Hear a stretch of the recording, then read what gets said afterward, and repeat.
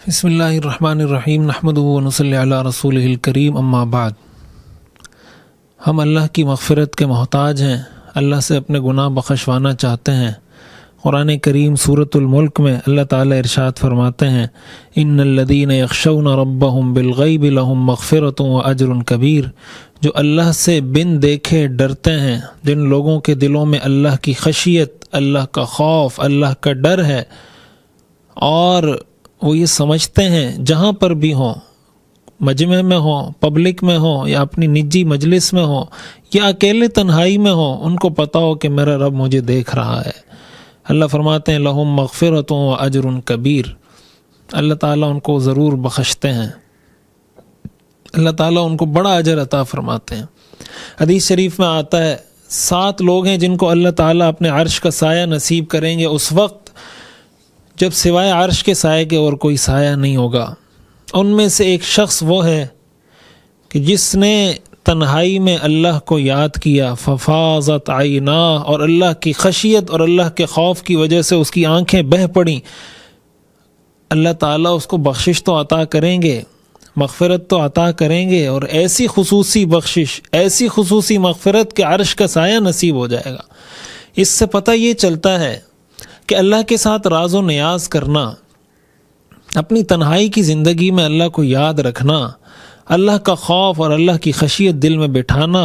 اور یہ پتہ ہونا کہ میں جو عمل کر رہا ہوں میرا اللہ مجھے دیکھ رہا ہے، اور پھر کوئی گناہ ہو جائے تو اللہ کو دل ہی دل میں یاد کر کے اپنے گناہوں کی معافی مانگ لینا بہت بڑا عمل ہے۔ بظاہر کسی کو نظر نہیں آتا، بظاہر کسی کو نہیں پتہ ہوگا کس نے کون سا عمل کیا ہے، اور تنہائی میں اللہ کو ناراض کرنا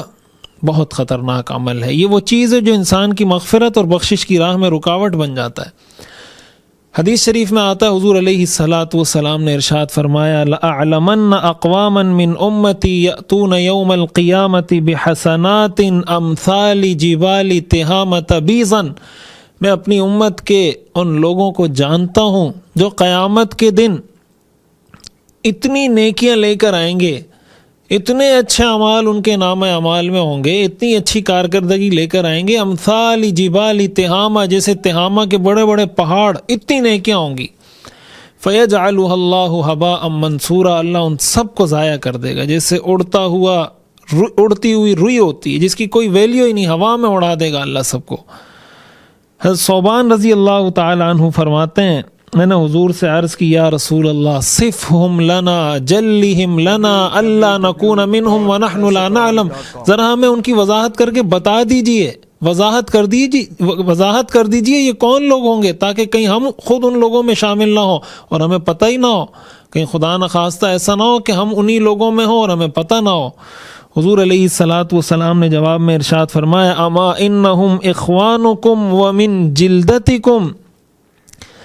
وہ بالکل تمہارے بھائی ہیں، من جلدتکم، تم جیسے ہیں، تم جیسا ان کا لباس ہے، تم جیسی ان کی داڑھی ہے، تم جیسی ان کی شکل و شباہت ہے، تم جیسی وہ نمازیں پڑھتے ہیں۔ صرف یہ نہیں، وَيَأْخُذُونَ مِنَ اللَّيْلِ كَمَا تَأْخُذُونَ،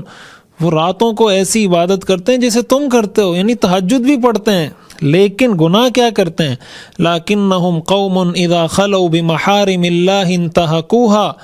یہ وہ لوگ ہیں جب تنہائی میں جاتے ہیں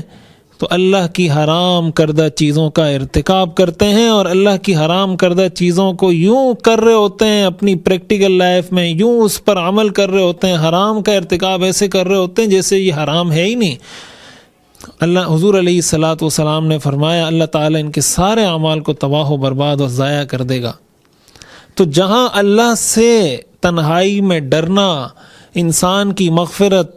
انسان کی بخشش، انسان کے لیے قیامت کے دن عرش کے سائے کے نصیب ہونے کا ذریعہ ہے، وہیں تنہائی میں اللہ کو ناراض کرنا۔ ہمارے پاس موبائل ہے، ہم موبائل میں کیا سرچ کر رہے ہیں، ہم یوٹیوب پہ کیا دیکھ رہے ہیں، ہم فیس بک پہ کیا دیکھ رہے ہیں، ہم فلمیں دیکھ رہے ہیں، ڈرامے دیکھ رہے ہیں، فحش فلمیں دیکھ رہے ہیں، اور تنہائی میں بیٹھ کر کسی نامحرم لڑکی سے بات چیت کر رہے ہیں، چیٹ کر رہے ہیں، کسی کو دھوکہ دینے کی کوشش کر رہے ہیں، کون سی ایسی غلطی، کون سا ایسا گناہ خدا نخواستہ اگر مجھ سے تنہائی میں ہو رہا ہے جو اللہ کو ناراض کرنے والا ہے، اور یہ مغفرت کا عشرہ چل رہا ہے، اور یہ میری مغفرت کی راہ میں یوں رکاوٹ بن جائے کہ میرے یہ سارے روزے بھی قیامت کے دن ضائع ہو جائیں اور میں اس رمضان میں مغفرت بھی نہ کروا سکوں، پھر حضور کی وہ دعا بھی لگے کہ حضور نے فرمایا ایسا آدمی تباہ و برباد ہو جائے۔ حضرت جبریل نے فرمایا جس کو رمضان کا مہینہ ملے اور وہ بخشش نہ کروا سکے۔ اتنی ساری بدقسمتیاں، برائیاں اور اتنی خرابیاں اگر کسی کی ذات میں جمع ہو جاتی ہیں، پھر وہ اللہ سے اپنی بخشش نہیں کروا پاتا، تو اس کی زندگی میں سکون، چین، اطمینان، برکت، فراوانی، راحت، سعادت یہ کہاں سے اس کو میسر ہوگی؟ اس لیے مغفرت حاصل کرنے کا بہت بڑا ذریعہ تنہائی کی زندگی میں اللہ سے ڈرنا اور تنہائی کی زندگی میں اللہ کی نافرمانیوں سے بچنا۔ اللہ تعالی ہمیں سمجھنے اور عمل کرنے کی توفیق عطا فرمائے۔